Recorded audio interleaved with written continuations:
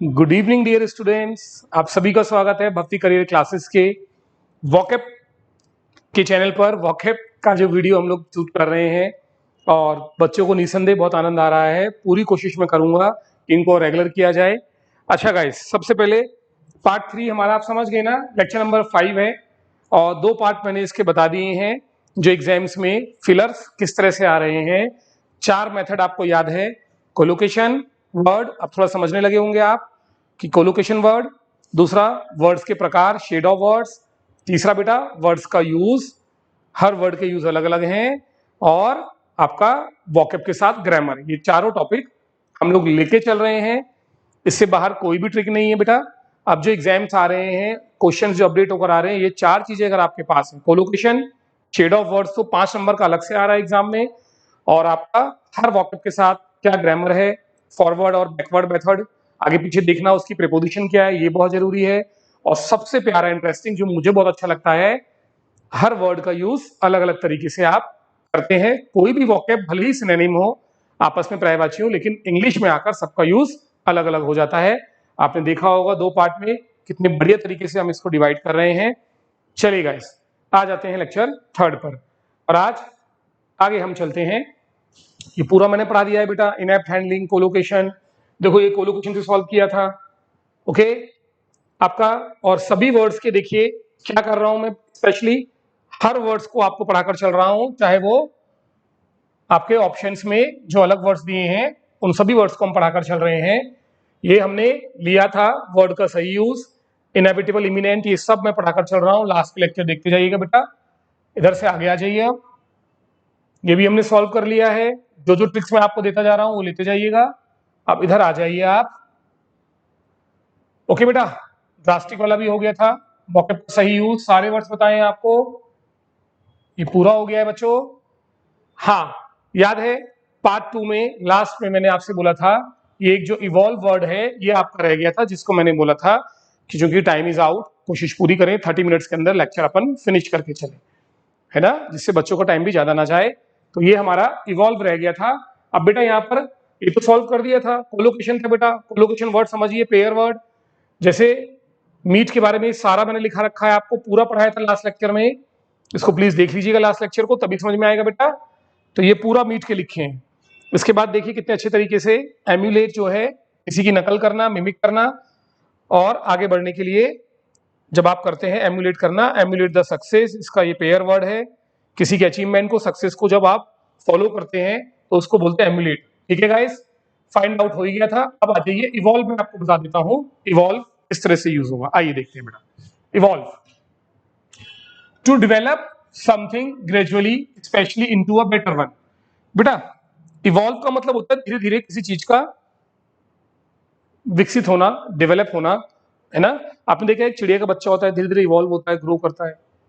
और जैसे जैसे कोई भी बच्चा, बेबी, चाहे चिड़िया का हो, चाहे मैन वुमेन हो, ह्यूमन बीइंग हो, जैसे जैसे बच्चा ग्रो करता है, बड़ा होता है, उसकी आदतें डेवलप होती है, बोलना सीख जाता है, चलना सीखता है, धीरे धीरे खाना भी सीखता है, कुल मिलाकर एक बेहतर इंसान के रूप में, एक बेहतर बॉडी के रूप में विकसित होता है। तो इसको बोलते हैं इवॉल्व। बेटा इसी से तो बनाए आपका revolution, revolve, revolution, evolve, dissolve. ठीक है, तो अभी यहां पर हम इवॉल्व ले लें तो इवॉल्व, इसका नाउन आप सबने सुना होगा बेटा, इवोल्यूशन, एक विकास, डेवलपमेंट। एक मूवी भी है हॉलीवुड में, इवोल्यूशन, है ना। तो to develop something gradually especially into a better one, पहले समझ लो, तो धीरे धीरे विकसित होना, दैट इज, है ना, खासकर एक बेहतर निकलकर सामने आना। अब देखिए इसके यूज जो मेन है वो समझो बेटा। His style of teaching evolve, तो एक होता है बेटा इवॉल्व का यूज, आपका कोई भी स्टाइल, आपकी कोई शैली, लिखने की शैली, बात करने की शैली, आपका पढ़ाने का तरीका, या कोई हैबिट धीरे धीरे जब ये बेहतर होती है तो इसको बोलते हैं इवॉल्व। तो ध्यान देना बेटे, ये क्वेश्चन एग्जाम में आया हुआ था, किसी की स्टाइल या उसकी शैली का या किसी आर्ट का, कला का इवॉल्व होना, धीरे धीरे उसका बेहतर होना। ठीक है बेटा, कोई स्टाइल या शैली के लिए लगता है। अब कुछ बिलीव करते हैं जो बर्ड्स हैं वो डायनासोर की प्रजाति से निकले हुए हैं। बर्ड्स इवॉल्व फ्रॉम डायनासोर्स, आप जानते हैं डायनासोर्स पहले थे, अब डायनासोर तो नहीं रहे हैं। तो यहां पर एक होता है किसी भी व्यक्ति का या किसी भी चीज का कहीं से विकसित होना। जैसे एक बच्चा होता है, किससे इवॉल्व हुआ है, बेबी, ह्यूमन से इवॉल्व होता है ना बेटा। तो ध्यान देना, एक होता है किसी भी एनिमल का या किसी भी प्रजाति का कहां से उसका विकास हुआ है, तो यहाँ ये बोला गया है बर्ड्स इवॉल्व फ्रॉम डायनासोर्स। ठीक है। और तीसरा गाइस, दिस आई लाइक, ये आ गया आपका शेड ऑफ वर्ड्स। देख रहे हैं एक वर्ड का 3 जगह यूज, इसी को बोलते हैं शेड ऑफ वर्ड्स, जो IBPS एग्जाम में पिछले साल पूछे गए थे, SBI में भी, कि एक वर्ड के कई यूज होते हैं। तो एक इवॉल्व होता है बेटा आपकी किसी आदत का ग्रो होना, किसी हैबिट का। मान लीजिए आप डांसिंग प्रैक्टिस करते हैं, डांस करते हैं, म्यूजिक करते हैं, और धीरे धीरे प्रैक्टिस के साथ आपकी जो स्टाइल है वो इवॉल्व होती है। तो एक तो यहाँ याद रखना। दूसरा बेटा किसी प्रजाति का कहीं से विकसित होना, ऐसा मानकर चलना। गेटिंग ना? जैसे हम लोगों को बोला जाता है इंसानों के बारे में कि एक लंगूर है ना गाइस, याद है ना, की प्रजाति से, कि पहले आदि मानव हुआ करते थे बेटा, आप बोलते हैं ना, उसके बाद धीरे धीरे वो डेवलप हुए, इवॉल्व हुए और इंसान बने। तो ह्यूमन इवॉल्व फ्रॉम एप। और तीसरा गाइस आई लव, इसके साथ याद रखना, इनटू आता है प्रेपोजिशन। क्या आता है प्यारे बच्चों? इनटू आता है प्रेपोजिशन। ठीक है। He has evolved into the one of most successful restaurant owner of the city। बेटा कोई छोटा सा बिजनेस आप स्टार्ट करते हैं अपनी कड़ी मेहनत से, लगन से, और धीरे धीरे आपकी एक श्रृंखला चेन बन जाती है, फिर आप नए नए रेस्टोरेंट्स खोलते हैं। आप समझ गए ना? जैसे बहुत है बच्चों, बहुत सारे हैं, है ना। KFC रेस्टोरेंट हो गया आपका, और बर्गर की कई फॉर्म है। आप समझ रहे हैं तरुण सर जो पढ़ाना चाह रहे हैं। तो एक होता है एक छोटी सी शुरुआत करना, और एक बहुत बड़े रूप में विकसित हो जाना, खासकर याद करना बेटा, इनटू आता है। तो if you evolve into a successful owner, if you evolve into a successful businessman, getting ना? तो इसका मतलब एक बहुत बड़ा एम्पायर खड़ा करना एक छोटे से काम के रूप में। 3 ये इवॉल्व की यूज है बेटा, ये क्लियर कर दिया। चलो बाकी वीडियोस बच्चा ये सब पीछे आपके पास में दिए गए हैं, जो फर्स्ट सेकंड थर्ड पार्ट है। वॉकैब देखते रहिए वीडियोस, नई नई चीजें सीखिए, और देखिए एग्जाम पेपर में क्वेश्चंस कैसे सॉल्व किए जाते हैं, वरना वंचित रह जाओगे बेटा, डिप्राइव। आइए बच्चों, this my favourite question.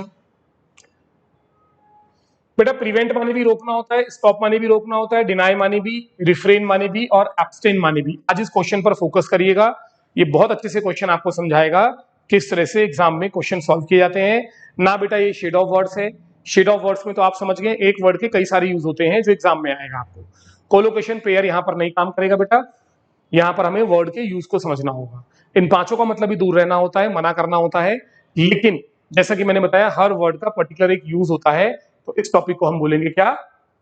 Vocab with their use, शब्दों का सही यूज। जैसे देखो बेटा, प्रिवेंट, सब्जेक्ट प्लस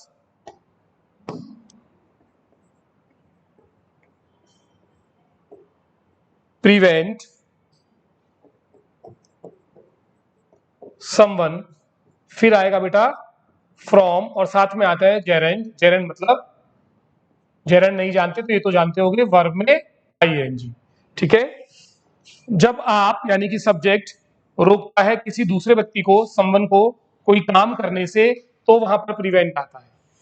जैसे माय फैमिली, ध्यान से देखिए बेटा use, prevented me from going to cinema. बहुत सिंपल लिख रहा हूं, बच्चे समझ पाए। देखिए लेखन शैली से, रिटर्न से हम बहुत आसान लिखते हैं, क्वेश्चन टफ आएगा ऐसा कुछ नहीं है। अगर आप वोकैब को समझ पाते हैं, उन वर्ड्स को सही यूज कर पाते हैं, तो क्वेश्चन कोई भी आए स्ट्रक्चर यही रहेगा। स्ट्रक्चर मतलब बेटा जब सब्जेक्ट रोक रहा है किसी को, जैसे यहां पर आप देखिए, जो मेरी फैमिली है वो रोक रही है मुझे, या मेरी दीदी को, या उसको, या हमको, यानी कि प्रिवेंट की एक खासियत है, इसके साथ समवन यानी कि ऑब्जेक्ट जरूर आएगा बेटा। तो माय फैमिली प्रिवेंटेड मी और फ्रॉम, ऐसा करने से, मेरी फैमिली ने मुझे रोका सिनेमा जाने से। या फिर मैंने लिखा वाई यू प्रिवेंट हिम, आपने उसको, वाई यू प्रिवेंट हिम, बेटा ये प्रिवेंट लिखा है मैंने, समझ गए ना। वाई यू प्रिवेंट हिम, तुमने उसे, आपने उसको क्यों रोका, फ्रॉम। ठीक है। अब जो भी करने से वर्ब प्लस ING लगाना है। जैसे मैंने बोला आपने उसे क्यों रोका पार्टिसिपेट करने से, ये हो गया प्रिवेंट। तो ध्यान देना, अब यहां देखिए, अगर आप प्रिवेंट लगाते हैं तो फ्रॉम और वर्ब में ING तो दिया हुआ है, लेकिन ऑब्जेक्ट नहीं दिया, यहां तो हर का हर सेल्फ हो गया है, सेल्फ आ गया ना बेटा। सेल्फ तो खुद को रोकना होता है। अब देखिए हमेशा की तरह आप जानते हैं एक सही स्टूडेंट और एक सही टीचर वो होता है जो सेंटेंस देखते ही बता दे इसमें ये आएगा, क्योंकि अगर वो ऐसा बता रहा है तो इसको तुक्का नहीं बोलेंगे बेटे एक टीचर के पार्ट पर, कोई फ्लूक नहीं है। एक्चुअली मैंने जैसे बताया ये 4 आपके सेट हैं वोकैब के, collocation, pair of words, shade of words, ठीक है, ये सब जो बताया इसके थ्रू क्वेश्चन सॉल्व किए जाते हैं तो आसान से। जैसे बेटा यहाँ पर ये आपका प्रिवेंट यहाँ पर नहीं आएगा, प्रिवेंट खुद को रोकने के लिए नहीं होता, क्योंकि यहाँ पे लिखा है उसने खुद को रोका कुछ बोलने से। आंसर तो मेरे पास है, आप जानते हैं, पर मैं आपको पढ़ाना चाह रहा हूं बेहतर। तो प्रिवेंट कब लगाना बेटा?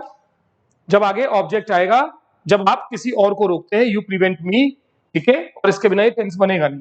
चलो ये हो गया क्लियर। अब प्रिवेंट के बाद उसमें स्टॉप है बेटा, स्टॉप के साथ ध्यान देना शी स्टॉप्ड प्लस वर्ब में आईएनजी आता है, जैसे शी स्टॉप्ड वर्किंग, उसने काम करना बंद कर दिया, या शी स्टॉप्ड क्राइम, उसने रोना बंद कर दिया। लेकिन यहां देखिए अपने क्वेश्चन में, यहां बेटा स्टॉप के साथ तो फ्रॉम आता ही नहीं है, अभी मैंने बताया स्टॉप कोई प्रपोजिशन नहीं लेता। देखो कितने आराम से ग्रामर से खेल रहा हूं बेटा। तो यहां पर स्टॉप भी गलत हो गया, प्रिवेंट किसी और को रोकना होता है। सर डिनाई लग रहा है मुझे, बिल्कुल हो सकता है, लेकिन बेटा डिनाई जो होता है वो होता है जब आप पर कोई आरोप लगाया गया है, आप पर एलिज किया गया है और किसी अपराध में बोला जा रहा है आपका भी हाथ है, आप भी इसमें इन्वॉल्व हैं, और जब आप किसी गलत काम में अपना इन्वॉल्वमेंट होने से मना करते हैं तो डिनाई आता है। यू गाइस ढंग से ध्यान से सुन रहे हैं ना? तो वहां हम आप लगाते हैं डिनाई। कोई वर्ड कहीं भी नहीं लग सकता, सबका यूज है। सर एक सेंटेंस लिखकर दिखाइए। बिल्कुल नहीं, बिल्कुल बच्चों, क्यों नहीं लिखेंगे आप please? She denied her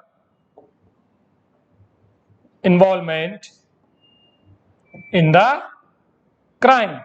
crime या कोई घोटाला हो, कुछ भी हो बेटा, ठीक है ना, मतलब काइंड ऑफ स्कैम, उसने मना कर दिया, इसमें उसका कोई इन्वॉल्वमेंट नहीं था। बाकी डिनाई आप कहीं मत लगाइएगा बेटा। अब देखिए यार, खेलने की कोशिश मत करना, ऑफलाइन क्लास होती तो और मजा आता, आमने सामने कई क्वेश्चंस का जवाब दे पाता। अगर आप ये सोच रहे हैं सर हमने तो देखा है, बेटा वो पैसिव वॉइस है, आपके सर को सारे वर्ड्स के सब यूज मालूम है, सारी रेंज मालूम है, ठीक है ना, जहां तक इंग्लिश की रेंज जाती है किताबों में उससे भी आगे मालूम है। She was denied the entry, she was denied the entry, entry के साथ भी डिनाई लग सकता है, लेकिन फिर वो पैसिव वॉइस में जाता है, एक्टिव वॉइस में नहीं लगता कि she denied her getting into the, नहीं लगा सकते, सवाल ही नहीं, ठीक है ना। तो जब मिलेंगे आमने सामने बैठेंगे, आप हमारी एकेडमी में आएंगे, ज्वाइन करेंगे और बेहतर आपको इवॉल्व करेंगे आपके स्टाइल को हम। देखो वर्ड यूज कर दिया ना इवॉल्व, प्यारे बच्चों। बच्चों अब बचता है एब्स्टेन और रिफ्रेन। अरे आंसर भी आ ही जाएगा, पहले सारे पढ़ा दूं। एक्चुअली में वर्ड कोई गलत नहीं होता, उसको किस जगह रखना है ये आप पे होता है। बेटा एब्स्टेन तो मैं आपको लेक्चर नंबर 3 में पढ़ा चुका हूं, प्रीफिक्स मेथड से लेक्चर देखते रहिएगा, सारे डिफरेंट डिफरेंट ट्रिक।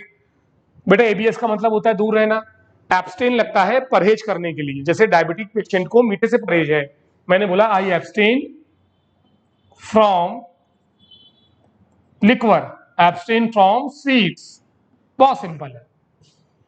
अब गाइस हमेशा की तरह मैंने 5-4 आपको वर्ड पढ़ाए, गलत नहीं, बल्कि आपको उन वर्ड्स का यूज बताया, क्या यूज है। अब ये 5 वर्ड्स यहां नहीं आ सकते।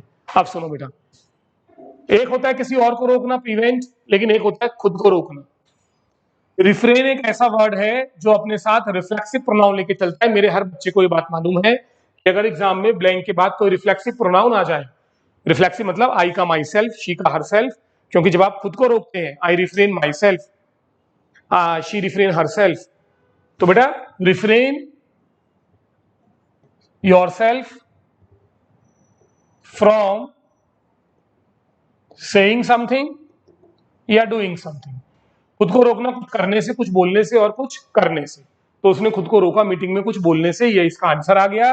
बेटा अभी तो ये 5 रोकना है, कई तरह के रोकने होते हैं, कई तरह का छोड़ना होता है। गिव अप होता है बुरी आदत को छोड़ना, जब कोई बुरी आदत है तो गिव अप पे टिक लगा देना बेटा, जैसे ही गिव अप स्मोकिंग, गेटिंग। अब किसी प्रोजेक्ट को रोका जाए, दिखा देता हूं मेरे प्यारे बच्चों को, अगर किसी प्रोजेक्ट को रोका जाए वो होता है अबॉर्ट द मिशन या अबॉर्ट द प्रोजेक्ट, कि अपनी गाड़ी आप बीच रास्ते पर छोड़ दें क्योंकि वो खराब हो गई है, यानी कि किसी चीज को आप किसी वजह से अपने साथ नहीं ले जा सकते, तो अबेंडन द कार, पुरानी पिक्चरों में आपने देखा होगा माँ अपने बच्चों को मंदिर की सीढ़ियों पर छोड़ देती है, कोई भी वजह हो तो अबेंडन द बेबी। और आप तो सबसे ज्यादा इसका यूज देखते हैं मैच में, अबेंडन बोलते हैं ना, मैच वास अबेंडन। आज समझे क्यों? क्योंकि जब बारिश होती है आप मैच को साथ में नहीं ले जा सकते, नहीं छोड़ देते हो। सबसे बड़ी बात, जिस कंडीशन में था, ये अबेंडन में पहले भी पढ़ा चुका हूं। अबॉर्ट मिशन के लिए लगता है, प्रोजेक्ट के लिए लगता है। गेटिंग? अब ऐसे बच्चों, आपका किसी भी धारा को, किसी भी कानून को एबॉलिश करते हैं बेटा, एबॉलिश द कस्टम, कोई रीति रिवाज को खत्म करना हो, तीन तलाक खत्म किया मोदी जी ने, एबॉलिश किया। तो किसी भी कानून को खत्म करना हो तो एबॉलिश होता है, गाड़ी को छोड़ना हो तो अबेंडन होता है। बहुत सारे ऐसे वर्ड है, हर वर्ड का अपना एक मीनिंग है बेटा। आगे पढ़ते रहेंगे ना, सर के लेक्चर्स खत्म हो रहे हैं। Give up the bad habit, किसी बुरी आदत को छोड़ना गिव अप होता है। ओके,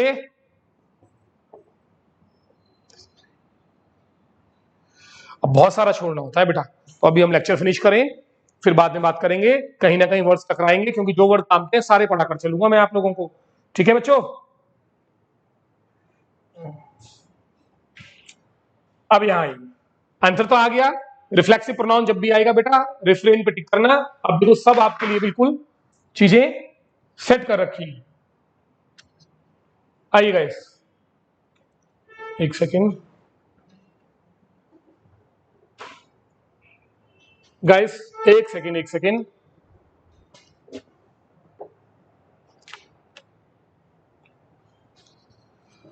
हो गाइस, चलिए आइए। हाँ जी, देखिए हर सेल्फ आ गया तो रिफ्रेन आएगा, अभी पढ़ाया मैंने आपको। खुद को रोकना तो रिफ्रेन, देखो कैसे टिक लगाएंगे तरुण सरफ। एम्प्लॉय, किसी भी शेडी मतलब गलत बिजनेस में इन्वॉल्व होने से मना कर रहे हैं। द एम्प्लॉय, डिनाइड आ गया बेटा, ये गलत काम में शामिल होने से मना करना। यू कैन नॉट, आप उसको नहीं रोक सकते। You can not prevent him, company छोड़ने से। वी आर वर्किंग टुगेदर, हम लोग साथ में काम कर रहे हैं बेटा एनिमल किलिंग और डिफॉरेस्टेशन को रोकने के लिए। तो बेटा एक होता है रोकना कानून के अनुसार, प्रोहिबिट। सर अभी तो आपने एबॉलिश लिखा है बेटा, एबॉलिश किसी कानून को और किसी रीति रिवाज को, जैसे धारा 370 हटाया गया तो वो एबॉलिश किया गया। कानून जब रोकते हैं कोई लॉ को अगर हम बंद करते हैं, जैसे दहेज प्रथा, डाउरी हमारे देश में एबॉलिश है। लेकिन जब आप गवर्नमेंट किसी चीज के लिए आपको मना करती है, आपको ये नहीं करना है, जैसे देखो आपने लिखा होगा, ट्रेन में लिखा देखा होगा, स्मोकिंग इज प्रोहिबिटेड, है ना, in the on the train. तो ध्यान दो बेटा, अगर गवर्नमेंट या अथॉरिटी किसी चीज को मना करती है तो वो भी रोकना होता है, जिसको बोलते हैं प्रोहिबिट। ठीक है, प्रो माने गवर्नमेंट, हिबिट माने अपनी फीलिंग्स को बाहर लाना, एग्जिबिट होता है ना, एग्जीबिशन प्रदर्शनी लगती है, इनहिबिट, ये सब बाद में बात करेंगे। तो प्रोहिबिट किसके लिए होता है बेटा? जब गवर्नमेंट किसी चीज को या कोई अथॉरिटी किसी चीज पर बैन लगाती है। जैसे किसी कोचिंग में मैनेजमेंट ने किसी स्टूडेंट के घुसने पर रोक लगा दी, तो ये ऑर्डर मैनेजमेंट का है, मैनेजमेंट प्रोहिबिटेड इज एंट्री। तो यहाँ प्रोहिबिट आएगा, क्योंकि हम टुगेदर वर्क किस पे कर रहे हैं बेटा? एनिमी किलिंग को रोकने के लिए। और डिफॉरेस्टेशन ये एक अपराध है बेटा, पेड़ों को काटना, प्रोहिबिट आएगा। इन कोर्ट बेटा फिर से आ गया डिनाई, कोर्ट में उसने क्या कर दिया बेटा? अपने लगे ऊपर लगे सारे चार्जेस को मानने से इनकार कर दिया, डिनाई आ गया, है ना। I had a sudden impulse, एक सडन तीव्र इच्छा, इम्पल्स होती है टू ईट डेजर्ट, मीठा खाने की तीव्र इच्छा मेरे अंदर हुई, लेकिन मैंने अपने आप को क्या किया बेटा? एब्सटेन किया, परहेज किया ना। कुछ खाने से, कुछ काम करने से परहेज करना, खासकर वो चीजें जो आपको पसंद है लेकिन आपको लगता है मेरी सेहत के लिए ठीक नहीं है। एक वर्ड प्रोहिबिट भी आ गया आपको रोकने के लिए। ऐसे पढ़ाई करते हैं बेटा। चलो अगला आ जाओ क्वेश्चन। अब देखिए ये आया वर्ड, शेड ऑफ वर्ड्स नहीं है, वर्ड विद ग्रामर। तो अभी जो लास्ट क्वेश्चन था इसमें हमने क्या देखा बेटा? शब्दों का सही यूज, वोकैब का सही यूज। अब देखिए ये एक क्वेश्चन फिर से आ गया, इस बार इसको हम सॉल्व करेंगे vocab with grammar. Her vocab के साथ ग्रामर आती है, देखिए कैसे बेटा। बेटा ऑफ लगा हुआ है, we all should follow the footsteps of non violence. Footstep आ रहा है यहां पर, लेकिन एक प्रॉब्लम है, पीछे इन आ रहा है, फुट स्टेप्स के साथ इन नहीं आता। मैं फिर सेंटेंस बोल रहा हूं, we all should follow the footsteps of Mahatma Gandhi ji. इन तो नहीं लगाया, तो ये इन आ रहा है, इसको बोलते हैं बैकवर्ड और फॉरवर्ड मेथड। तो ये गलत बेटा। We all should follow the road to success, road के साथ टू आता है बेटा, ऑफ नहीं आता। कई शब्दों पर आप गलत वर्ड लगाते हैं, जैसे आपने बोला इंग्लिश लैंग्वेज इज द की ऑफ सक्सेस, तो हम काकी की वजह से ऑफ लगा देते हैं। या कुछ लोग बोलते हैं English language is the key for success. गलत बेटा, English language is the key to success, है ना। अच्छा, टू का एक अर्थ भी है, कुछ लोग ये जानते तो है टू लगता है, रट के नहीं पढ़ना है बेटा। एक टू का मतलब होता है टूवर्ड्स, की ओर। इंग्लिश लैंग्वेज सफलता की ओर ले जाती है। तो जितने भी वर्ड होते हैं ना की ओर, किसी चीज की तरफ जाना, सब में टू लगता है। हाँ जी, जब मैं प्रपोजिशन पढ़ाऊंगा और बिल्कुल मैं क्लास लगाऊंगा प्रपोजिशन की, देखना कितने अच्छे तरीके से उन्हें कराया जाएगा। तो की टू सक्सेस, तो रोड के साथ टू आता है, ऑफ लगा है, आगे से मैच नहीं कर रहा, हटा दो बेटा। बेटा ट्रेडमार्क तो एक पहचान होती है, एक टिपिकल कैरेक्टर होता है, किसी का पहचान होता है ना। जैसे आपने ही बोल दिया द वोकैब, वोकैब पे जो कमांड है, द कमांड, है ना, in the vocab, this is the trademark of Tarun sir, isn't it. English language में जो ग्रामर है, तो ग्रामर में conceptual method is the trademark of Tarun sir. एक ऐसी चीज है ना, एक ऐसा ट्रेडमार्क, एक ऐसा साइन जिसकी वजह से एक व्यक्ति पहचाना जाता है, ट्रेडमार्क। ये भी नहीं है बेटा। प्रीचिंग तो भाषण होता है बेटा, प्रीचिंग भी नहीं आएगा, प्रीच देना, भाषण देना। We all should follow the path of non violence. बेटा पाथ के साथ भी ऑफ आता है, थोड़ा सा मैंने मिसमैच कर दिया है, उसके लिए रियली सॉरी। आंसर आपका क्या है गाइस? एक्चुअल में पाथ है जिसके साथ इन नहीं आता, ठीक है, फुट स्टेप्स के साथ इन आता है। I am really sorry again बेटा। जब अपनी गलती मानते हैं तो उसे बोलते हैं एडमिट द मिस्टेक, गलती करना, कमिट मिस्टेक। तो यहां मैंने गलती कर दी, आई कमिट मिस्टेक। पढ़ाते पढ़ाते मुझे बिल्कुल याद आया, ओके, दैट्स कीप हैपनिंग, वो चलता रहता है। तो we all should follow the path of non violence, ये पाथ है जिसके साथ इन नहीं आता, लेकिन फुट स्टेप्स के साथ इन आता है। We all should follow in the footsteps of, तो किसी के फुट स्टेप्स में रखना होता है ना, जब किसी की चप्पल पहनते हैं, गेटिंग ना, फुट स्टेप्स में पैर रखना होता है। आज के बाद याद रखना बेटा, इसमें एक फुट स्टेप्स है जो सही आंसर है, क्योंकि फुट स्टेप्स के साथ ही इन आता है।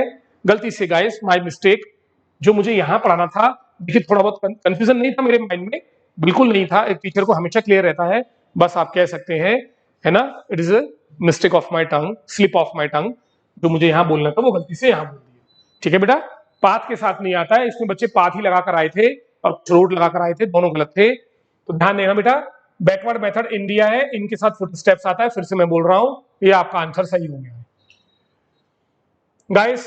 अब आता है ना शेड ऑफ वर्ड्स, ना शब्दों का यूज, और जो भी पढ़ाया मैंने शब्दों के साथ ग्रामर वो भी नहीं। कोलोकेशन मेथड, कोलोकेशन तो आप जानने लगे हैं, पेयर वर्ड। बेटा यहां पर मैं फटाक से बता रहा हूं, जो हमारी पुलिस वाले थे उन्होंने स्किलफुली, चतुराई से सारे अटेम्प्ट, प्रयासों को, उग्रवादियों के, आतंकवादियों के सारे प्रयासों को विफल कर दिया। बेटा एक होता है फॉयल द अटेम्प्ट या फॉयल द अटैक, ये पेयर वर्ड है बेटा। किसी के प्रयास को, खासकर गलत प्रयास को या अटैक को जब आप विफल कर देते हैं, निष्फल कर देते हैं, उसे बोलते हैं फॉयल। ये पेयर वर्ड है। इस पेयर वर्ड को बोलते हैं वर्ब के साथ ऑब्जेक्ट, मतलब वर्ब प्लस नाउन। तो ध्यान देना बेटा, बिना ऑप्शन देखो बता दिया, फॉयल दिया होगा, देखो कहीं फॉयल है, फॉयल है, ये रहा आपका बी ऑप्शन। ठीक बेटा, अब जैसे देखोगा, ये वर्ब है, सब्जेक्ट के बाद वर्ब आता है, तो वर्ब के रूप में मैंने फॉयल लगाया। अब मान लीजिए एक ऐसे आ गया, सीखो कोलोकेशन, अटेम्प्ट, प्रयास, निष्फल प्रयास। ठीक, अब ये नाउन है, अब इसका पेयर चाहिए मुझे, एडजेक्टिव आता है नाउन के साथ। ठीक है, तो मैंने लिखा अ फ्यूटाइल अटेम्प्ट, अ फ्यूटाइल अटेम्प्ट। आपको याद है इम्पेंडिंग डूम, थर्ड लेक्चर में या फोर्थ में मैंने बताया था, इमिनेंट, इम्पेंडिंग, उसको थोड़ा देखिएगा ध्यान से कि नाउन के पहले अगर आता है तो इम्पेंडिंग आता है ना, ऐसे समझिए। बट अगर अटेम्प्ट, ये क्वेश्चन इस तरह से आ गया, जैसे मिलिटेंट ने अटैक किया, उन्होंने कोशिश की, but it was a futile, पे टिक कर देना बेटा। क्या है ये कोलोकेशन है नाउन प्लस एडजेक्टिव का, फ्यूटाइल अटेम्प्ट। ठीक है, तो एक फ्यूटाइल होता है एडजेक्टिव के रूप में पेयर वर्ड, और एक फॉयल होता है बेटा किसके रूप में, वर्ब के रूप में। तो हमारे कॉप्स ने फॉयल द अटेम्प्ट कर दिया यहाँ पर, ये हो गया फॉयल इसका आंसर। अब बेटा देखो इन सबके यूज दिखाता हूं आपको। Prisoners were in their attempt to escape, prisoner बच के भागना चाह रहे थे, है ना, द प्रिजनर्स वर, जो उनका बचने का प्रयास था उसमें विफल हो गए। द प्रिजनर्स वर स्पॉयल्ड, एक स्पॉयल होता है बेटा बच्चों बिगड़ने वाला, आपका बच्चा बिगड़ गया, वो गाना सुना है ना, माँ का लाडला बिगड़ गया, ठीक है ना। तो एक स्पॉइल होता है बिगड़ना, और एक स्पॉइल होता है प्लान को बिगाड़ना। तो जो प्रिजनर्स थे उनका अटेम्प्ट, अपने अटेम्प्ट में वो क्या हो गया बेटा, अच्छा सॉरी बेटा इसकी यूज नहीं है, प्रिजनर्स वर क्योंकि वर्ब चाहिए ना बेटा, और वर्ब के रूप में क्या आता है, फॉयल आता है, भी पढ़ाया मैंने, prisoners were foil in their attempt, है ना, अटेम्प्ट आ गया तो क्या लगाना है, फॉयल लगाना है। नीचे आइए, जो उसका एक्सीडेंट था उसने उसको एक डांसिंग स्टार होने से रोक दिया। अब सुनना बेटा, बहुत इंपॉर्टेंट है, बहुत इंपॉर्टेंट। कोई भी चीज, कोई भी ऐसी बाधा जो आपको कुछ होने या कुछ बनने से, सॉरी गाइस, कुछ होने से या कुछ बनने से रोक देती है, लेक्चर नहीं रुक रहा है, बेफिक्र रहिए, तो उसको बोलते हैं बेटा रुइन। जैसे अगर कोई व्यक्ति आपका बोले आपका करियर बिगाड़ दे, तो याद रखना बेटा, एक होता है ruin the career, ruin the career. तो ध्यान देना, जब आपकी इमेज या करियर तबाह होता है बेटा, तो वहां जो वर्ड आता है वो होता है रुइन द इमेज और रुइन द करियर। तो यहां देखिए, उस एक्सीडेंट ने क्या कर दिया बेटा, एक डांसिंग स्टार वो बनने जा रहा था और उसका सपना बिगाड़ दिया, तो यहाँ आएगा रुइन। तो ध्यान देना बेटा, कोई इमेज या करियर बिगाड़ा जाता है तो रुइन आता है। सुना होगा इंग्लिश में डायलॉग आपने, मैं तुझे बर्बाद कर दूंगा, I will ruin your career, देख लूंगा तुझको, है ना। चलिएगा इस, तो ruin the career, ruin the chance, ruin the image. जो रिजर्व मैनर है उसका, कुछ लोगों का मैनर बहुत रिजर्व होता है, देखो कितने कितने लॉजिकल और कितने डीप क्वेश्चन लिखे हैं जो आपके लेवल पे आते हैं मेंस और प्री में। जो उसका रिजर्व मैनर है ना बेटा, कुछ लोगों का मैनर होता है बहुत रिजर्व, ज्यादा बातचीत नहीं करते हैं, ज्यादा बोलते नहीं है, शांत रहते हैं, तो उसका जो रिजर्व मैनर है वो एक परफेक्ट रूइन है, ऐसे बनते हैं। एक परफेक्ट रूइन है उसकी चार्मिंग पर्सनैलिटी को लेकर, यानी कि उसकी पर्सनैलिटी तो बहुत ही चार्मिंग है, मेरी बात समझिए, बहुत आकर्षक है, लेकिन ज्यादा बोलता नहीं है। और गाइस कई जॉब ऐसी होती है जहां बोलना पड़ता है, तो यहां पर ये एक परफेक्ट रूइन बन रहा है, उसकी चार्मिंग जो पर्सनैलिटी है ना, समझो उसकी उसकी चार्मिंग पर्सनैलिटी जो है, तो उसके रास्ते में एक रिजर्व मैनर जो है, एक परफेक्ट रूइन है। ये बहुत प्यारा क्वेश्चन एग्जाम में आया था। एक रूइन वो भी होता है, बताया ना, जो करियर बिगाड़ देता है, इमेज। अब जैसे देखिएगा, कुछ टीचर्स, उनकी नॉलेज तो बहुत अच्छी है लेकिन वो डिलीवर नहीं कर पाते लेक्चर उस तरह से। जैसे देखिए मैं कितने आराम से वोकैब आपको समझा के चल रहा हूँ, है ना।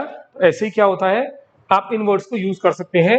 ये मेंस में क्वेश्चन आया था भाई, बच्चे परेशान, उन्होंने इस तरह से वर्ड ही नहीं पढ़ा। तो एक परफेक्ट रूइन भी होता है, जैसे कहते हैं ना, एक परफेक्ट एबिलिटी होती है तो एक परफेक्ट डिसएबिलिटी भी होती है आपके अंदर, यह रियल है ना।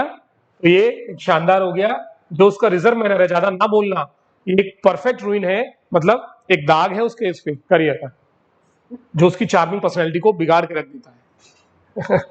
आइए बेटा, हमारा हॉलिडे, अच्छा बच्चों, स्पॉइल बहुत सिंपल है, जैसे पार्टी का मजा बिगाड़ दिया, spoil the party, spoil the fun, तूने पूरा सरप्राइज बिगाड़ दिया, सर को पहले ही बता दिया, स्पॉइल द सरप्राइज, आदतें बिगाड़ना, स्पॉइल द हैबिट। तो देखो बेटा, हमारा हॉलिडे जो था खराब मौसम से बिगड़ गया, यहाँ रूइन मत लगाना, नहीं बेटा, यहाँ फॉयल आएगा, ये आएगा स्पॉयल। क्या आएगा बेटा, स्पॉयल। जो डाउरी केस था उसने, सुनो, जो दहेज का केस था, नियरली उसने क्या कर दिया बेटा, उसकी फैमिली को बर्बाद कर दिया, है ना। तो यहाँ पे स्पॉइल मत लगाना बेटा, क्या आएगा, फिर से रूइंड आएगा। दहेज के केस ने बर्बाद कर दी ना पूरा पूरा करियर, पूरी इमेज बर्बाद हो जाती है, लोग जेलों के पीछे ले जाते हैं, इस तरह से क्वेश्चन समझने पड़ते हैं। अच्छा लगा। और जो सिटी थी, it was in a state of रूइन। Sir ये रूइन क्यों है, शहर बर्बाद हो गया? नहीं बेटा, एक रूइन होता है नाउन, और जब वो नाउन होता है तो उसका मतलब होता है मलबे का ढेर।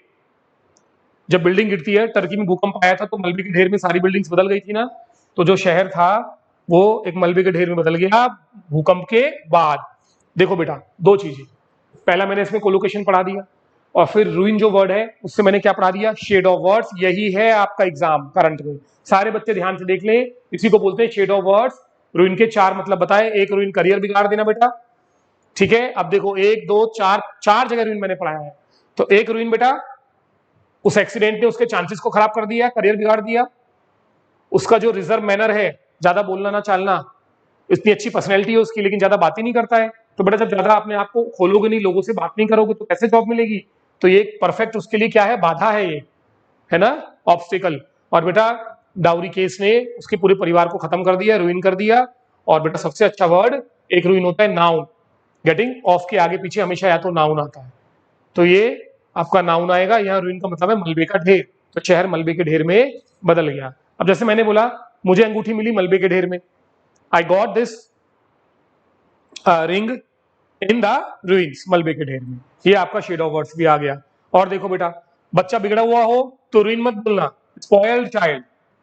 एक बिगड़ा हुआ बच्चा, spoiled child, noun plus adjective, कैसा बच्चा बिगड़ा हुआ, लेकिन बिल्डिंग बिगड़ी हुई नहीं होती, एक बिल्डिंग जो मलबे के ढेर में बदल गई है बेटा, ruined बिल्डिंग। इंटरेस्टिंग, सारे वर्ड्स अलग अलग यूज कर दिए। तो एक बिल्डिंग जो तबाह हो चुकी है, ruined मलबे के ढेर में बदल चुकी है। चलो बच्चों बस फिनिश हो रहा है। हाँ जी, अब देखो यहां जो वोकैब है किससे सॉल्व होगा, प्रेपोजिशन। ये आ गया वोकैब ग्रामर। भैया इंसिस्ट के साथ ऑन आता है, परसिस्ट के साथ आता है इन प्लस वर्ब में आईएनजी, रेजिस्ट के साथ आता है अगेंस्ट, क्योंकि रेजिस्ट का मतलब होता है रेजिस्टेंस, किसी का प्रतिरोध करना। जब कोई चीज आपको, आपके परिवार में कोई आने की कोशिश कर रहा है, कोई घुसपैठी, और आप उसके अगेंस्ट लड़ रहे हैं, उसको रोक रहे हैं। जैसे बेटा आप तो जानते हैं, मैंने बोला मेरी जो वाटर वॉच है ये वाटर रेजिस्टेंट है, मतलब पानी के अगेंस्ट काम करती है। एसी क्या होता है बेटा, गर्मी को आने से रोकता है, हीट रेजिस्टेंट। तो रेजिस्ट होता है किसी के अगेंस्ट खड़ा होना, प्रतिरोध करना। तो बेटा रेजिस्ट में अगेंस्ट लगता है। परसिस्ट होता है जिद करना, परसिस्ट के साथ इन लगता है। जैसे मैंने लिखा she persisted in doing it, किसी भी काम को करने में अड़ जाना। आपको जानबूझकर मैंने इसको में से लिख रखा है, किसी भी काम को करने में अड़ जाना। वैसे तो बोलते हैं ना किसी भी काम को करने पर अड़ जाना, पर मैं इसको में बोलता हूं जिससे मुझे इन याद रखता है। ऐसी ट्रिक निकाला करिए। तो परसिस्ट में इन आता है बेटा, अब यहाँ ऑन दिया हुआ है, ठीक है। वैसे मैं आंसर बता चुका हूं, इंसिस्ट में आता है ऑन प्लस वर्ब में आईएनजी। ऐसे पढ़ाई होती है बेटा कि ऑप्शन देखे बिना आपको वर्ड देखकर बता दो। अब करते हैं बच्चे ऐसे, जिनका रीडिंग अच्छा है और जो इस लेवल पर पढ़ रहे हैं वो करते हैं। आप भी करोगे, कंटिन्यू लेक्चर देखते रहोगे, चलते रहोगे साथ में, बैटिंग ना, क्योंकि सारे वोकैब एक दिन आप बिल्कुल जमीन पर ला दूंगा बच्चों में आपके सामने। धीरे धीरे हम बढ़ते हैं आगे। मैनी अमिकल मेक्स अप इकल, बूंद बूंद करके घड़ा भरते हैं ना बेटा। अब बच्चों अब स्ट्रेस और प्रेशर, स्ट्रेस में भी ऑन लगता है, लेकिन समझो बेटा स्ट्रेस होता है जब अपनी बात को आप दबाव देकर कहते हैं, एम्फेसाइज करते हैं। जैसे मोदी जी ने अपनी इस बात पे स्ट्रेस डाला, Modi ji stressed on this, तो ये भी आंसर नहीं आएगा आपका। ये आ गया आपका आंसर इंसिस्टेड ऑन। तो देखिए आंसर तो पहले से ही था, क्लियर हमारा, ये हमने आपको कर दिया। बस लास्ट क्वेश्चन आपका ये आ गया बच्चों। दिस क्लाइस, बेटा ये भी वोकैब किसके साथ, ग्रामर के साथ। इसमें एक ही वर्ड है जो ऑफ लेता है, that is called consist of, ठीक है बेटा। कंपाइल तो पाइल से याद रखना, पाइल माने ढेर होता है, तो कंपाइल ढेर बनाना, कितने बार से याद हो गया बेटा। कंटेन के साथ प्रेपोजिशन नहीं आता, अगर यहाँ ऑफ नहीं आता तो मैं कंटेन के लिए जाता, एक तो ये भी गलत हो गया। ऐसे पढ़ाई करते हैं बेटा, कंप्लाई के साथ हमेशा विद आता है, कंप्लाई विद द रिक्वेस्ट, तो यहाँ विद भी नहीं दिया है, और कंसिस्ट के साथ हमेशा है ऑफ। ये आंसर आ गया। एक बच्चे ने मुझे टोका, सर कंप्राइज में भी तो ऑफ आता है। बेटा ये गलती भूल कर भी मत डालना, कई किताबों में गलत दिया हुआ है, कंप्राइज के साथ कोई प्रेपोजिशन नहीं आता। ठीक बच्चों, ये शानदार आपके सारे वोकैब हमने फिनिश कर दिए हैं, सब अलग अलग ट्रिक्स, अलग अलग तरीकों के साथ। इनफैक्ट कहा जाए अगर मैं इसको पीछे जाकर देखूं तो मुझे भी ढंग से मेमोराइज नहीं है, कितने तरीकों से मैंने पढ़ाया है। ऐसे ही आराम से वीडियोस देखते रहिए। एक बात और, फ्राइडे को लाइव हमारा लेक्चर रात को रहेगा, नाइट में, टाइम मैं आपको क्लियर कर दूंगा। लेक्चर रहेगा वन वर्ड सब्स्टिट्यूशन पर, और बहुत ही बढ़िया कुछ ट्रिक्स के साथ मैं आपको पिछले साल के जितने भी क्वेश्चंस आए हुए हैं लाइव लेक्चर में, उनको मैं क्लियर करूंगा फ्राइडे रात को बेटा, ठीक है ना। टाइम हम लोग रात को 8 बजे का रखेंगे, लाइव 8 PM। चलिए बच्चों, मिलते हैं नेक्स्ट लेक्चर में वोकैब के जल्दी आपसे। Thank you.